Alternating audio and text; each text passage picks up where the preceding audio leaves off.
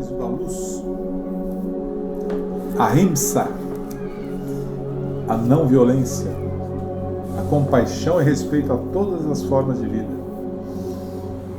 O que a gente sabe sobre isso? Muito pouco, né? A gente vive hoje num mundo violento, né? Então, a anomia é justamente vivermos no meio do caos violento e achar que é normal, né? Então, o que nós estamos chamando a atenção hoje é justamente o quanto temos nos acostumado a viver em um mundo violento. E virou normal, né? Esta é a anomia. Eu achar que o destrato, processo de exclusão, as respostas ásperas, né? Tudo isso é normal. Ele é assim mesmo, né? Então, assim, para quem está em um processo de busca, de expansão, a gente precisa entender um pouquinho mais quais são os pilares básicos da violência. Para mim, esse é o ponto fundamental, né? De onde nasce a violência? Né? E quem estuda exatamente um pouquinho de não violência, né? Obviamente vai por esses caminhos, para a gente entender o sentimento do outro ser, né? Porque no fundo, a violência se caracteriza quando a gente provoca dor. Se eu provoco dor ou mal-estar no outro ser humano, estou invadindo. Sim. Né? Então, quando você diz assim, mas o que é violência? Né? Porque tem gente que se trata de uma forma, a meus olhos, violenta, e entre eles parece que não é violência. É o costume. Né? Se tratar por palavrões, né? Ou se tratar de forma rude, né? Tem gente que é assim, né? E é uma dimensão, obviamente. Eu acho difícil é que toda vez que eu penso em violência, tem aquela violência estereotipada, né? Uhum. Que é o ato em si. Sim. Mas as pequenas violências, para mim, são as mais cruéis que a gente pode realizar contra outra pessoa de maneira absolutamente impune, né? E sofrer também de maneira a que você não pode revidar. Você usou um exemplo, a gente conversava há tempos atrás, e por acaso eu ouvi ele como um tema, deram uma politizada no tema tal, mas em essência fala sobre, à medida que a gente vai avançando em idade, você vai ficando invisível. Uhum. Né? Então, as nossas invisibilidades. Isso. A invisibilidade dentro de um mercado, você entra numa loja, ninguém te dá atenção, porque você não vai ter dinheiro para comprar isso aí. Né? Uhum. Isso é um ato de violência. Sim. Então, a raiz da violência, o pilar básico, a fonte da violência, é o uso do poder. Tá? É isso aí. Então, eu sou tal e como tal, você não me interessa, te excluo, te ignoro, né? Mas nasce porque eu sou poderoso, percebe? Então, a exclusão é um exercício do poder. Te ignorar é eu exercitando o poder. Você é uma vítima do meu poder. Né? Então, a violência, ela nasce exatamente quando uma parte exercita o poder. E o grande segredo é você ter poder, mas nunca usá-lo. Isso é força. Né? Exato, essa é a força. Mas a força não é você que tem. A força te é dada. A força é vista pelo outro. Muitas vezes é o reflexo dele mesmo em você, né? Exatamente. Né? Então, veja, quando duas pessoas conversam e eu quero convencer você, eu estou usando o poder. É um ato violento. O convencimento é um ato violento. Claro. Seja qual for o assunto. Pois é. Isso é importante falar. Qual for o assunto. Eu estou querendo levar você a um ponto predeterminado que eu tenho na minha mente para te convencer. É uma forma de manipulação. Sim. Não é? A real comunicação é aquela entre duas pessoas que ninguém sabe onde vai terminar. Então você aporta, eu aporto e nós dois construímos. Eu não quero te levar a lugar nenhum e nem você me levar a lugar nenhum. É um aprendizado, é uma construção entre dois seres. Esta seria a real comunicação, né? Quando você constrói. Agora, uma discussão é um ato de violência. Ah, sem dúvida. Né? A discussão É uma esgrima intelectual, que é um ato de violência. Então perceba, para nós que estamos buscando fronteiras e entendimentos, estudar a violência, conversar com nossos filhos sobre o que é violência, como se manifesta, né? Como se manifesta a violência no cotidiano. Isso é importante para sair dessa normose, né? Exatamente. Porque a gente vive uma normose com relação a isso e outras coisas. A gente entender que elevar a voz, Claro. né? Elevar a voz, eu estou exercendo um poder que eu tenho, Sim. de atingir você com um som, né? Com uma onda sonora. É um ato de violência. Né? Que mais? Invadir espaços. No trânsito, estamos cansados de ver, né? A forma com que as pessoas dirigem. 90% dirige no sentido de estar competindo, né? Por espaço. Né? Está avançando. Então, agora, o conceito de violência, ele é tão presente para nós que é quase uma redundância querer falar sobre isso, né? Porque nós respiramos isso, e basta abrir os olhos um pouco mais, você vai perceber que respira bem mais do que imaginava que respirava. Portanto, muitas vezes falar sobre não violência é quase um processo antagônico, mas não pode ser. E por que eu estou dizendo isso? Porque se eu penso violência, ou se o meu padrão de comportamento ele já expressa violência, não é deixando de ter esse padrão de comportamento que eu vou passar a ser não violento. Não é o contrário. A não violência não é contrário à violência. A não violência ela é um capítulo novo. É um capítulo novo que tem dois pilares por trás, né? A minha intenção de entender tuas necessidades e teus sentimentos. Então, quando eu estou conversando com você e eu te escuto, primeiro é escutar não só a palavra que você profere, mas sentir quais são as necessidades que te levam a fazer essas colocações e que sentimentos estão por trás.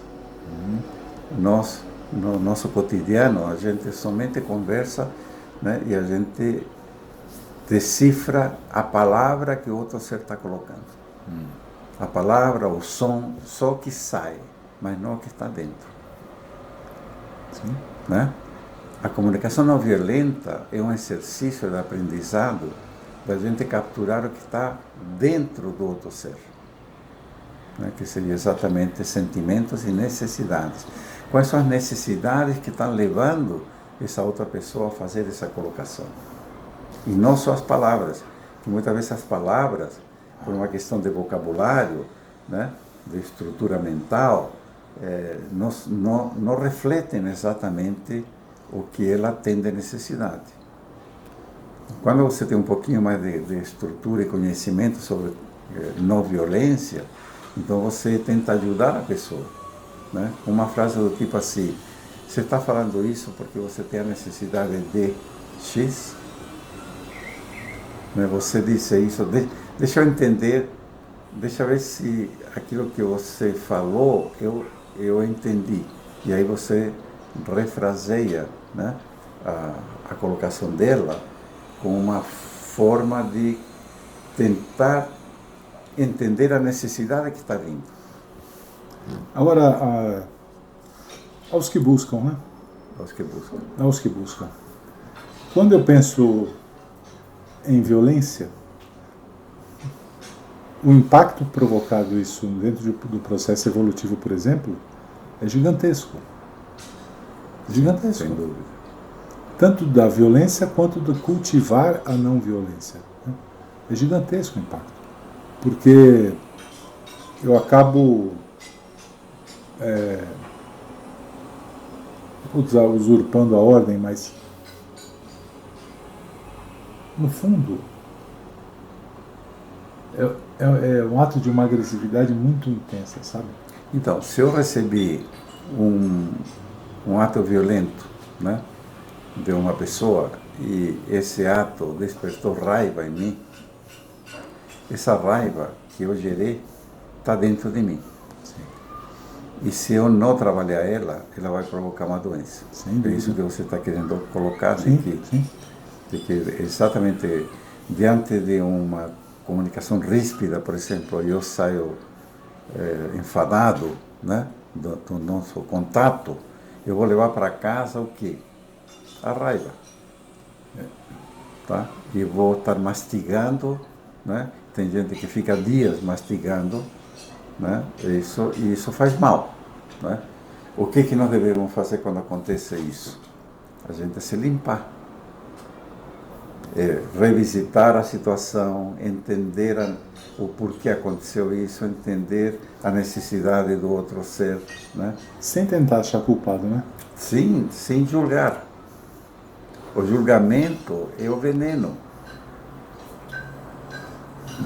O julgamento é uma das piores situações. É porque o que eu percebo muito é que toda vez que usa essa palavra ressignificar, a gente acaba tentando encontrar os motivos que me levaram a por que é que eu agi de determinada forma em tal situação. Fazer isso sem julgamento é o que precisa de um distanciamento daquilo que aconteceu, né? Você citou, perfeita a tua citação, porque eu acho que precisamos entender muito claramente o que abrange o que estamos falando de ressignificar, né? O ressignificar não é simplesmente você dar outro sentido. O ressignificar significa entender profundamente, né, o estado do outro ser que o levou a fazer isso. É outra coisa. É outra coisa, é muito mais profundo. É outra entender a dimensão, entender a história, entender todo o trajeto que o outro ser teve, né, e em que ponto de vida ele está, para eu entendê-lo profundamente e dizer assim, puxa vida, se eu estivesse naquela situação, talvez faria a mesma coisa. Sim. Percebe?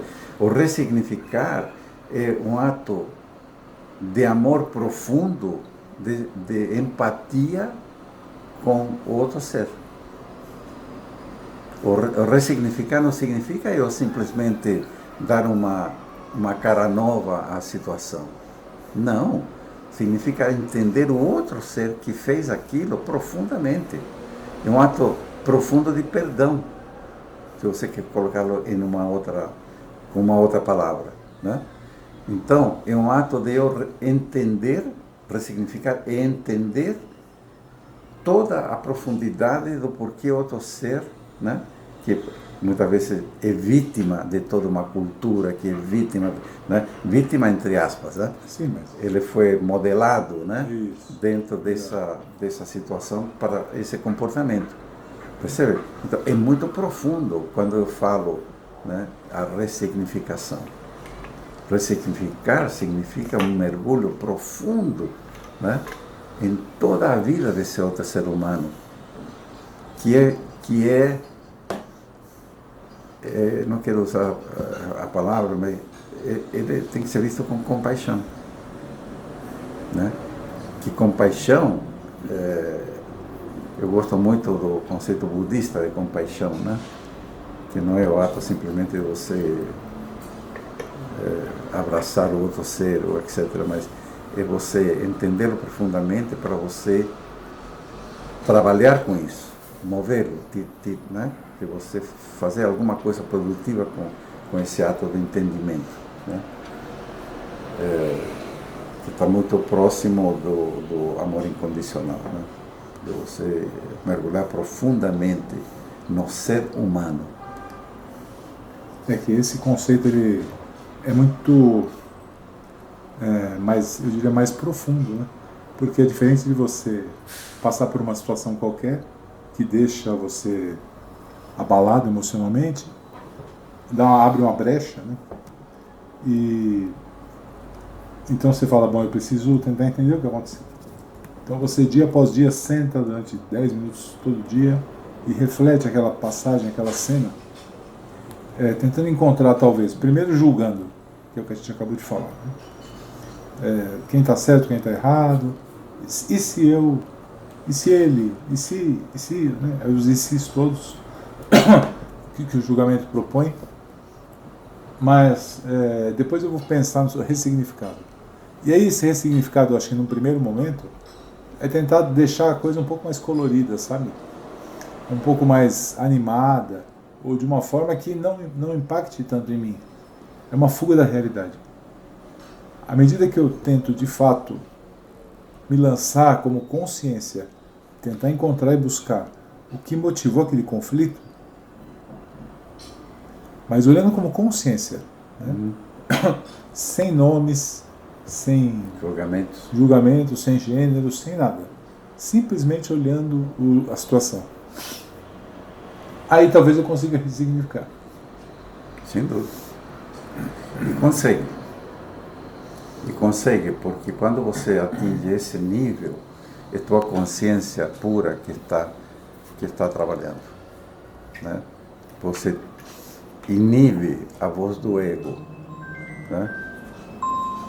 A voz do ego, ela sempre vai puxar para o lado do julgamento e te fazer você usar teu poder de ser maior do que o outro. Este é o lado egoico. Claro. Né? Quando você atinge a ressignificação profunda, é tua consciência pura que está trabalhando. E você vai usar o amor incondicional para entender. E talvez nesse nível mais superficial surja a violência. Sem dúvida. Não é porque... no nível egoico, né? A violência, ela é bem entender exatamente o conceito de justiça humana, né? O conceito de justiça humana é assim: se um sujeito teve um ato de violência e provocou uma perda, né?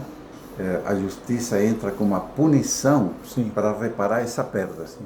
Não é isso? É outro ato de violência. Sim. Né? Aos olhos divinos, né? Mas é assim que a justiça humana se colocou. A justiça divina é diferente. A justiça divina, né? Existe uma outra conotação de lei de causa e efeito, né? Que não existe uma mão que pune. Muito pelo contrário, né? E sim há um entendimento profundo das leis, um entendimento profundo da natureza humana. Sabe que você me fez lembrar uma história interessante? É um sábio que ele está caminhando pela cidade, aí ele ouve de longe o nome dele, e quando ele vira, a pessoa dá-lhe um tapa na cara, como se fosse uma brincadeira, mas pensando que ele era uma outra pessoa. Aí ele fala, pô, o que é isso? Tal. Não, pelo amor de Deus, desculpa. Ele falou, não, nós vamos ali no tribunal. E aí ele acaba levando o cara que bateu nele no tribunal, explica a situação para o juiz. O juiz condena a ação de quem bateu, diz assim, você vai ter que indenizá-lo com 10 moedas de prata. Aí o cara, tá, eu acho justo, porque o que eu fiz não tem pagamento, etc. Tal. Eu vou buscar, porque aqui eu não tenho. Não, pode ir. E o cara foi. E passou meia hora, passou uma hora, passou 1h30, passou 2 horas. E aí tem a hora que o sábio levanta e fala, excelência, posso me aproximar? Pois não. Se incomoda de eu falar com o senhor? Não, pode falar. Quando ele se aproximou, ele deu um tapa na cara do juiz. E falou, o senhor pode ficar com as moedas, eu preciso ir embora para cá. Perfeito. Porque você está transferindo. E não é isso, né? Claro. Não é isso. Julgamento e justiça não é isso.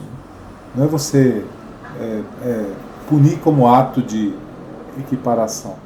Exatamente, mas é assim que funciona a lei dos homens, né? Sim. Então, eu diria que nós precisamos olhar com outros olhos ao nosso redor, né? E ver, por exemplo, a indústria de entretenimento, né? 90% dos filmes hoje, Sim. desde desenhos animados até filmes adultos, né? São violentos. Sim.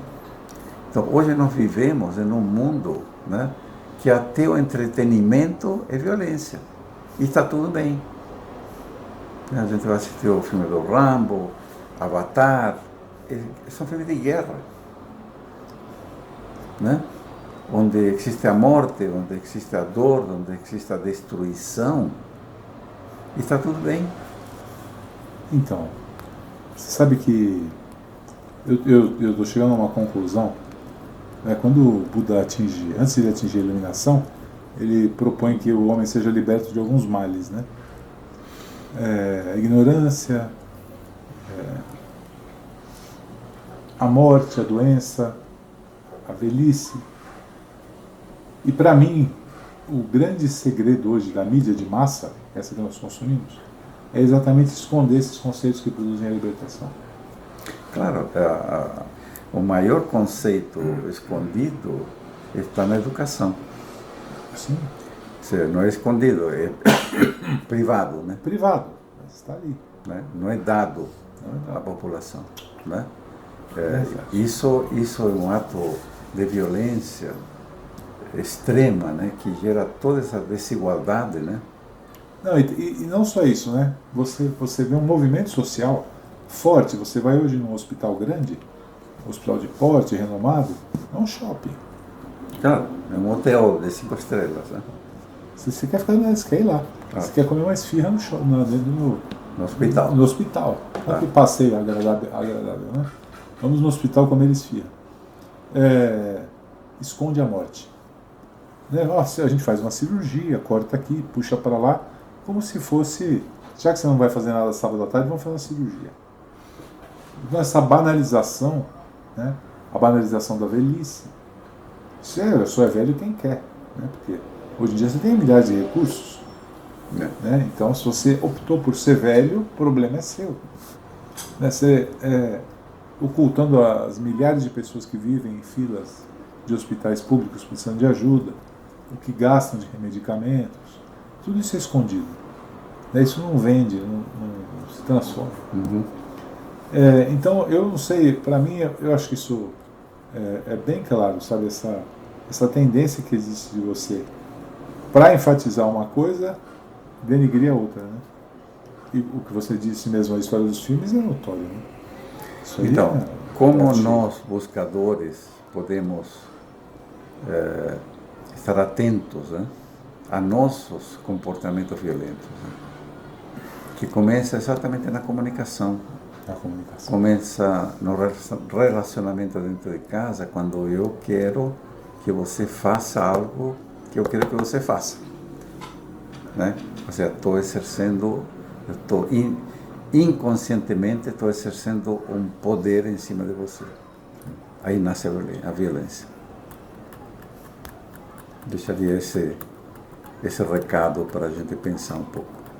É importante pensar sobre isso, viu? Muito importante.